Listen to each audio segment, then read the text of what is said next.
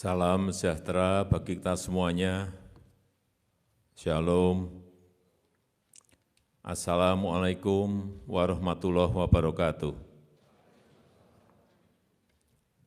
Om Swastiastu, Namo Buddhaya, salam kebajikan.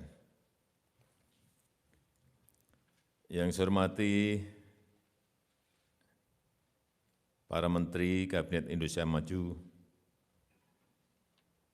yang saya hormati anggota BPK RI yang hadir, yang saya hormati Gubernur Jawa Barat beserta Wali Kota Bandung, yang saya hormati Ketua Dewan Pembina Yayasan Universitas Katolik Parahyangan, yang saya hormati Rektor Unpar, Bapak Mangadar Situmorang, PSG, dan para Wakil Rektor, serta yang saya hormati para guru besar, tenaga pendidik, tenaga kependidikan Unpar,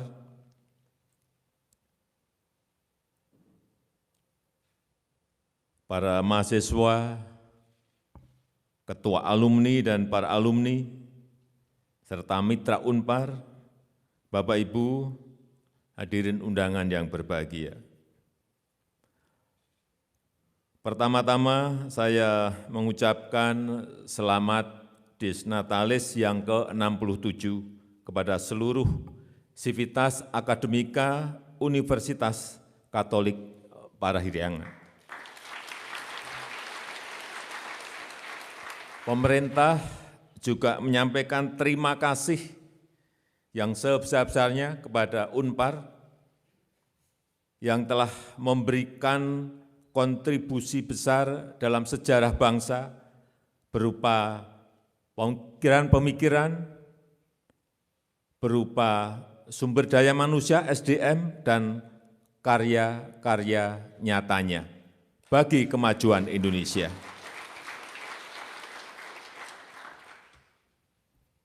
Bapak Ibu sekalian yang saya hormati, saat ini adalah betul-betul saat yang sulit, saat yang tidak mudah, saat yang tidak gampang bagi seluruh negara, bagi semua negara, termasuk negara kita Indonesia.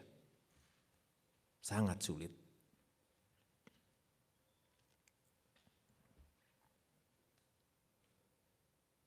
Dan kita tahu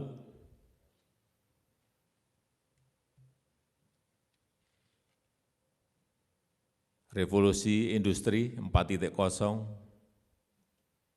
disrupsi teknologi, kemudian dibarengi dengan adanya pandemi, betul-betul menyebabkan ketidakpastian global yang semakin meningkat. Keraguan semua pemimpin dalam memutuskan sesuatu, karena setiap hari bisa berubah, setiap minggu bisa berubah, setiap bulan bisa berubah keadaannya selalu tanpa kepastian yang jelas. Juga kompleksitas masalah yang bertubi-tubi muncul, yang sebelumnya tidak kita hitung, yang sebelumnya tidak terkalkulasi oleh negara manapun. Muncul semuanya karena pandemi, karena disrupsi teknologi.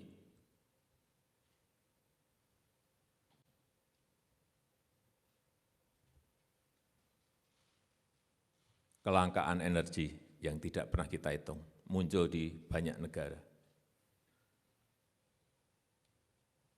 Kelangkaan pangan sudah mulai muncul di beberapa negara.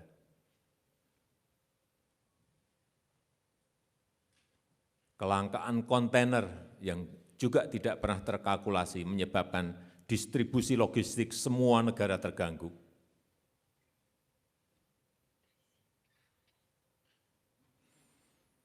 Dan juga kenaikan inflasi yang nggak pernah kita perkirakan muncul di semua negara.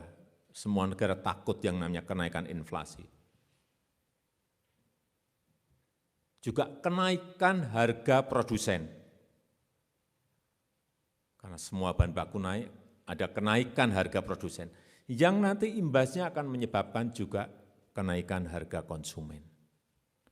Hal-hal seperti inilah yang menyebabkan kompleksitas masalah menjadi bermunculan terus-menerus. Sehingga diperlukan sebuah kepemimpinan global yang bisa membuat semuanya kembali menjadi pasti. Inilah yang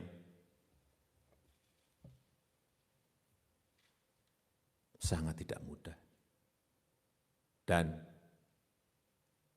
saat ini kita menjadi keketuaan di negara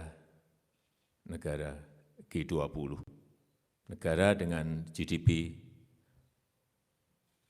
terbesar di dunia. Inilah yang tadi saya sampaikan, sebuah keadaan yang tidak mudah. Tapi kita patut bersyukur COVID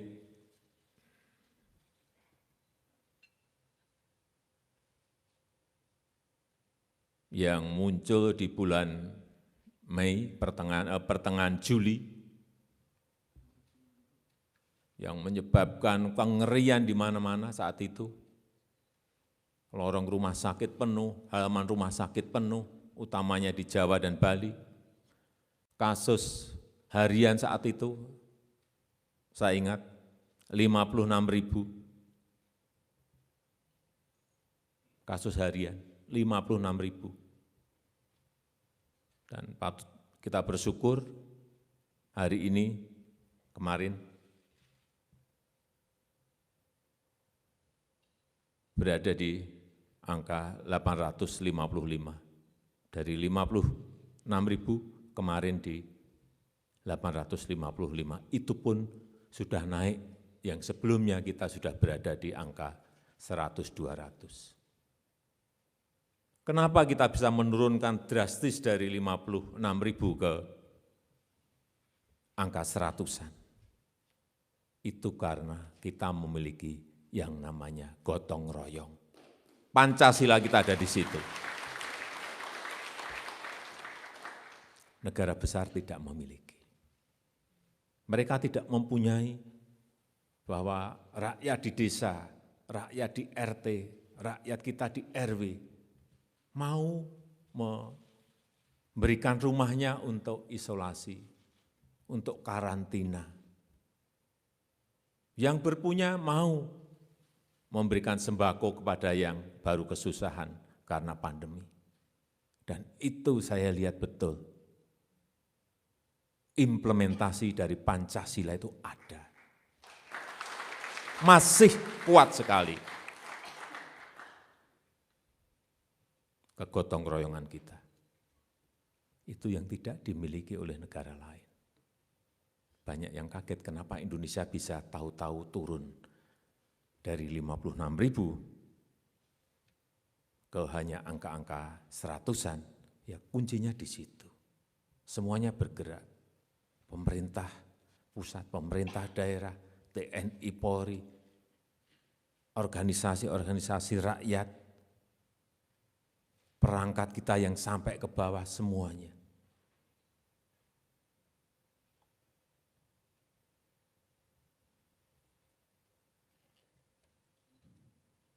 Dan saat ini 30 provinsi telah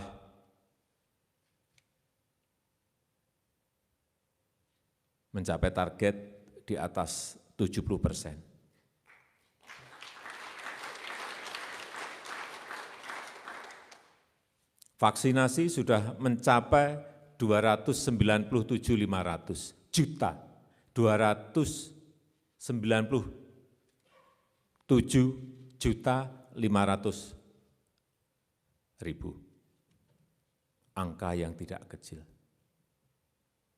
Oh ya, tadi yang di atas 70% ini termasuk Provinsi Jawa Barat.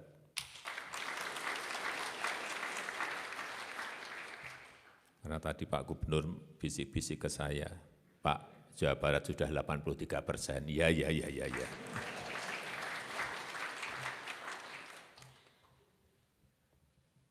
297 juta itu bukan barang yang mudah untuk negara serumit negara kita Indonesia ini. Menyuntikkan 297 juta kali.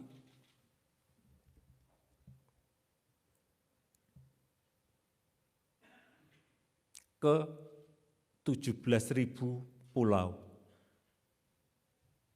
514 kabupaten dan kota, 34 provinsi, bukan barang yang mudah.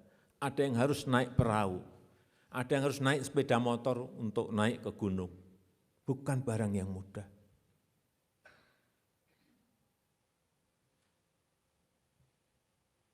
Saya sangat mengapresiasi TNI dan Polri yang memberikan dukungan penuh dalam rangka vaksinasi ini.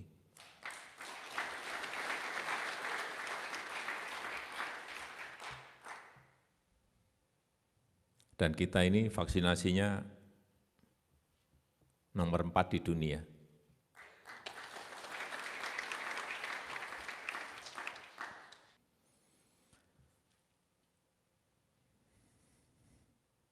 Bapak Ibu sekalian yang saya hormati, pandemi COVID-19 tidak boleh menghentikan transformasi besar yang sedang kita lakukan.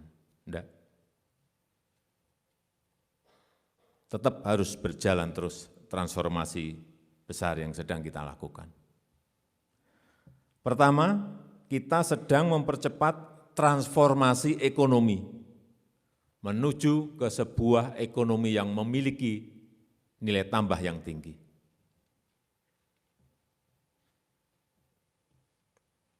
Sudah berapa ratus tahun kita, bahan mentah kita kirim keluar, utamanya ke Eropa, sejak zaman VOC, yang kita kirim selalu bahan mentah, yang selalu kita kirim selalu raw material.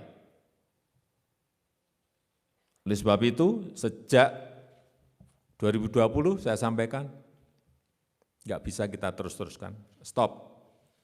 Ekspor nikel kita stop, bahan mentah nikel stop, harus diproduksi di negara kita sendiri, baik menjadi barang jadi maupun barang setengah jadi. Tapi jangan bahan mentah, jangan raw material. Tahun ini akhir nanti juga akan sama. Boksit stop. Nggak ada lagi ekspor bahan mentah boksit. Tahun depan lagi stop. Yang namanya ekspor bahan mentah tembaga. Nggak ada lagi. Kita ingin nilai tambah itu ada di tanah air, sehingga selain memberikan penerimaan negara yang semakin besar, berupa pajak, berupa royalti, berupa penerimaan negara bukan pajak, juga bisa membuka lapangan kerja yang sebesar-besarnya untuk rakyat kita.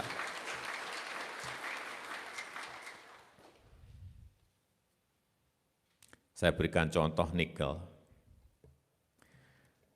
Nikel itu 7 tahun yang lalu, saat kita ekspor hanya raw material, itu menghasilkan kira-kira hanya 1 miliar US dollar. Berarti kira-kira 14-15 triliun. Karena kita ekspornya dalam bentuk raw material. Begitu kita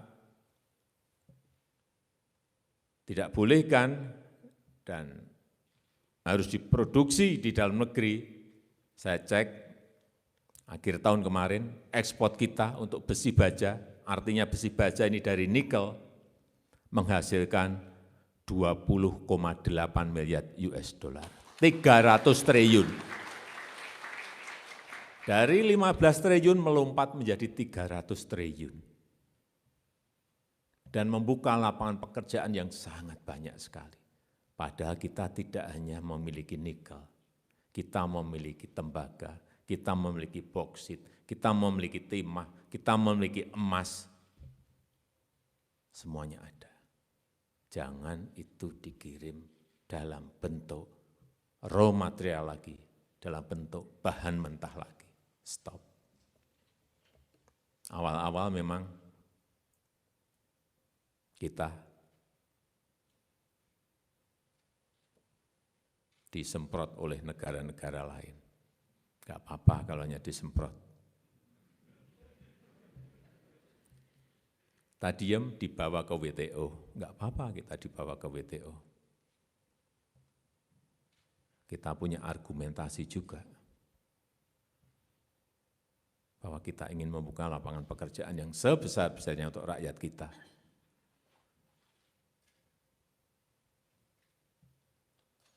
Enggak tahu menang atau kalah, ini masih dalam proses di WTO.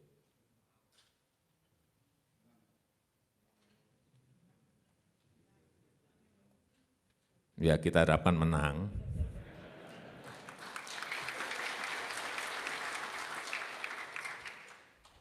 Tapi yang jelas nggak akan kita hentikan. Meskipun dibawa ke WTO, stop boksit tetap jalan.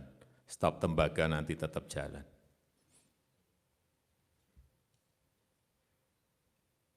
Inilah yang namanya nilai tambah.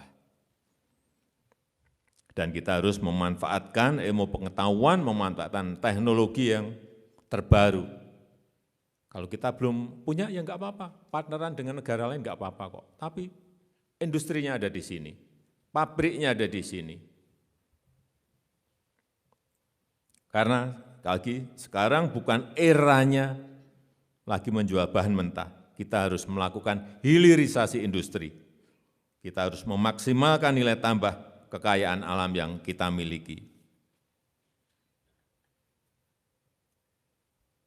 Bayangkan kalau nikel yang jadi besi baja saja bisa melompat menjadi 300-an triliun. Itu enggak tahu, mungkin baru 1 atau 2 turunan. Nanti kalau turunannya sampai ke 10, ke 11, ke 12, nilai tambahnya berapa. Boksit juga begitu. Saya kalkulasi kira-kira juga hampir sama. Akan dapat berapa penerimaan negara dari ekspor-ekspor yang kita lakukan. Yang kedua, kita juga segera akan bertransformasi menuju ke green economy. Green economy. Produk-produk hijau yang memiliki nilai tambah yang tinggi, karena ini akan semakin banyak diminati di pasar global. Yang ramah lingkungan, yang telah menjadi budaya baru yang didukung oleh ekosistem hijau di dunia. Sudah mulai sekarang di Eropa, kalau membeli produk ditanyakan, apakah ini dihasilkan dari produksi yang energinya dari energi hijau. Mulai ditanyakan. Dan kita sebetulnya memiliki kekuatan di sini, kita memiliki modal besar untuk menghasilkan produk-produk hijau. Karena energi hijau kita miliki. Potensi energi baru terbarukan kita 418 gigawatt. Berarti 418.000 megawatt, gede sekali. Kita memiliki sungai, ada 4.400 sungai yang kita miliki. Kita memiliki, ini bisa jadi hydropower, kita memiliki arus bawah laut, 2/3 kita adalah laut. Kita memiliki geothermal, 29.000 megawatt, kita miliki, baru dipakai 2.000, artinya masih ada 27.000 megawatt. Kita memiliki angin yang sudah kita coba di Jeneponto, di Sidrap, di Sulawesi, di Sukabumi. Banyak sekali energi hijau yang kita miliki. Selain energi fosil, batu bara maupun dari minyak. Saya berikan contoh sungai saja untuk hydropower. Kita memiliki 4.400 sungai. 2 sungai saja, Sungai Mamberamo di Papua itu bisa menghasilkan kurang lebih 23.000 megawatt. Satu sungai.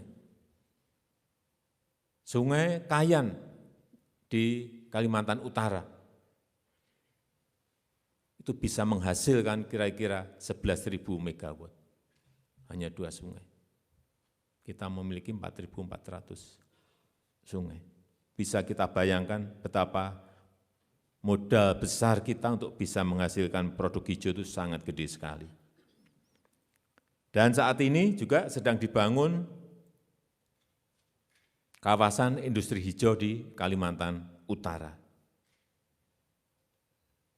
Kalau ini berhasil, kawasan industri ini seluas 16.000, ini akan menjadi sebuah gerbang bagi Indonesia baru, yaitu menjadi sebuah negara industri yang besar, yang patut diperhitungkan oleh dunia. Akan menjadi pintu gerbangnya ada di situ, di kawasan industri hijau di Kalimantan Utara. Dan semoga ini dalam waktu 4-5 tahun itu sudah bisa diselesaikan untuk yang tahapan pertama.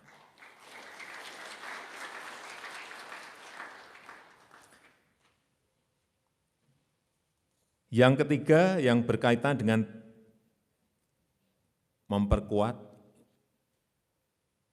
ekonomi digital kita, transformasi ekonomi digital kita, membangun masyarakat digital, membangun pemerintahan digital.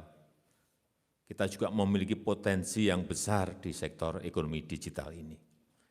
Dan pasar digital di Indonesia tumbuh sangat pesat dibandingkan dengan negara-negara ASEAN lainnya.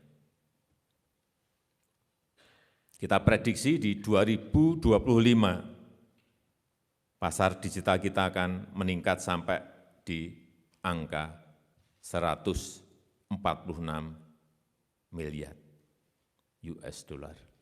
Ini artinya potensinya 2.100 triliun rupiah.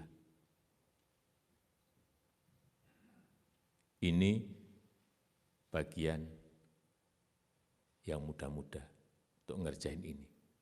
Jangan diambil oleh negara-negara lain.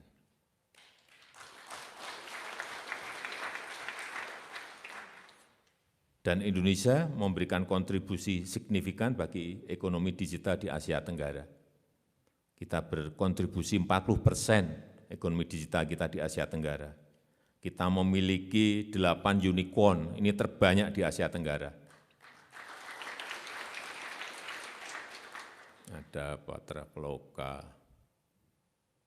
Tokopedia, Bukalapak,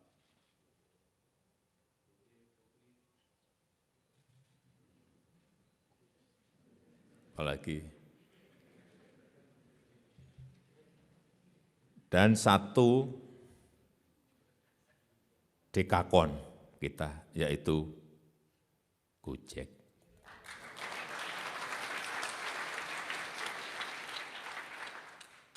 Jangan ditepuki keras-keras. Pemiliknya ada di sini.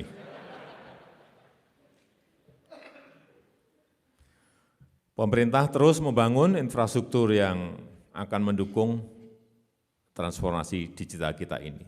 Di 2021 telah dimulai proses konstruksi satelit multifungsi Satria 1. Kemudian pembangunan BTS yang mulai dilakukan di 12.500 desa dan kelurahan yang belum memiliki akses 4G. Farming dan refarming spektrum frekuensi radio yang telah dilakukan untuk optimalisasi kualitas layanan jaringan 4G dan pengembangan jaringan 5G, dan untuk menjalankan program analog switch off.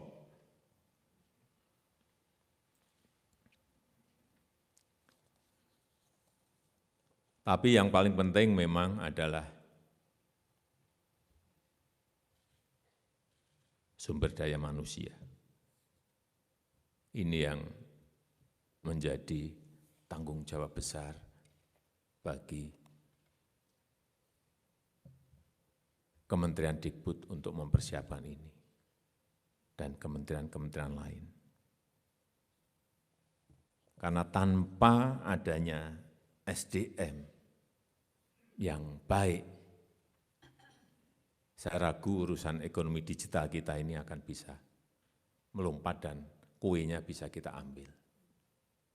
Oleh sebab itu, saya minta kepada pendidikan tinggi agar memfasilitasi mahasiswanya untuk mengembangkan talentanya. Jangan dipagari oleh terlalu banyak program-program studi di fakultas. Berikan mahasiswa kesempatan untuk belajar kepada siapa saja, di mana saja. Belajar kepada dunia industri silahkan, belajar kepada dunia perbankan silahkan. Dan saya dengar tadi Pak Mendikbud menyampaikan bahwa dari Unpar ada yang masuk ke MRT. Saya kira ini sangat bagus sekali. Belajar di luar kampus itu akan sangat bagus sekali. Sesuai dengan yang sering disampaikan oleh Mendikbud mengenai kampus merdeka dan juga merdeka belajar. Kita harus betul-betul mampu menciptakan sebuah SDM yang unggul. Karena nanti semuanya nanti akan hybrid. Baik hybrid knowledge maupun hybrid skill. Sehingga semua mahasiswa ke depan harus paham mengenai matematika, mengenai statistik, mengenai ilmu komputer, paham mengenai bahasa, bukan Inggris saja, tapi bahasa coding akan lebih penting nantinya.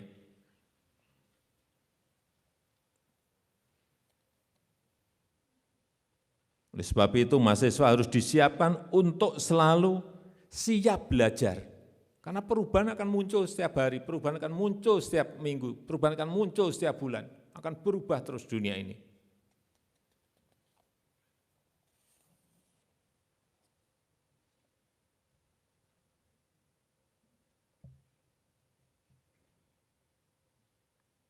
Saya rasa itu yang bisa saya sampaikan, dan terakhir saya ingin menegaskan mengenai ibu kota baru. Bahwa ibu kota baru kita ini adalah bagian dari transformasi besar-besaran yang ingin kita lakukan tersebut. Pembangunan ibu kota baru ini bukan semata-mata memindahkan fisik kantor-kantor pemerintahan. Tujuan utama adalah membangun kota baru yang smart, kota baru yang kompetitif di tingkat global, membangun sebuah lokomotif baru untuk transformasi negara kita Indonesia, menuju sebuah Indonesia yang berbasis inovasi dan berbasis teknologi, yang berbasis green economy. Karena dari sinilah kita akan memulai.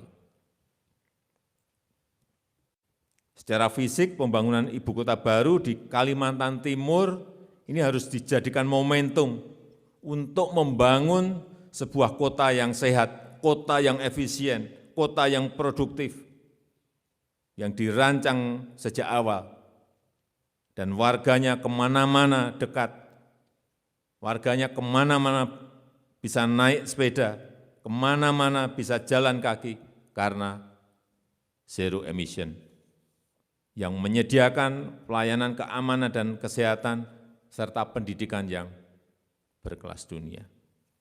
Bayangan kita seperti itu. Jadi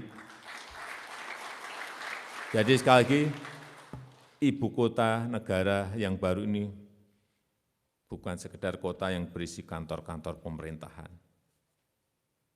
Tetapi kita ingin membangun sebuah new smart metropolis yang mampu menjadi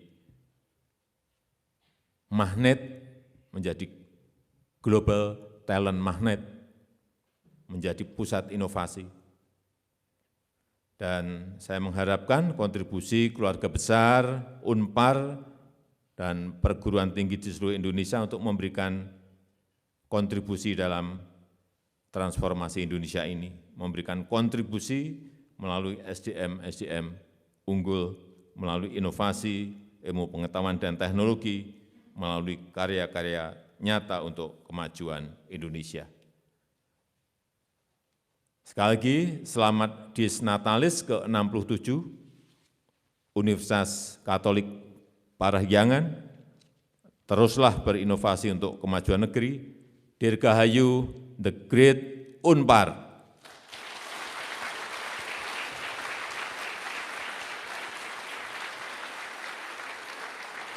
Terima kasih. Wassalamualaikum warahmatullahi wabarakatuh. Semoga Tuhan memberkati kita. Dan terakhir saya tayangkan bayangan mengenai ibu kota baru. Terima kasih.